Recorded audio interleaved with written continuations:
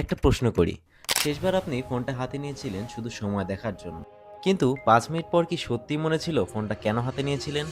উত্তর যদি না হয় তাহলে আপনি ফোন ব্যবহার করছেন না, বরং ফোনই আপনাকে ব্যবহার করছে। আপনি শুধু 1 মিনিটের জন্য ফোন খুললেন, তারপর একটি ভিডিও, আরেকটি ভিডিও এবং আরেকটি, হঠাৎ দেখলেন 30 মিনিট কোথায় চলে গেল বুঝতেই পারেননি। সমস্যা ফোন নয়, সমস্যা হলো যখন আমরা নিজের সিদ্ধান্তের বদলে অভ্যাস দিয়ে ফোন ব্যবহার করি।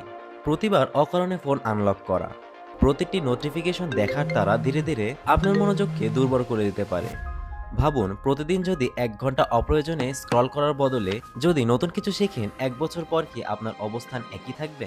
মোবাইল ফোন আপনার শত্রু নয়, আপনি এই ফোন দিয়েই চাইলে শিখতে পারেন, আয় করতে পারেন এবং নতুন দক্ষতা অর্জন করতে পারেন।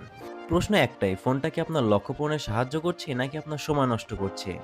আজ থেকেই একটা ছোট্ট পরিবর্তন করুন। প্রতিবার ফোন আনলক করার আগে নিজেকে একবার জিজ্ঞাসা করুন, আমি এখন কোন কাজ করার জন্য ফোনটা আনলক করছি? হয়তো এই একটা প্রশ্ন আপনার প্রতিদিনের অনেকটা সময় বাঁচিয়ে দেবে। দেখা হবে পরের ভিডিওতে।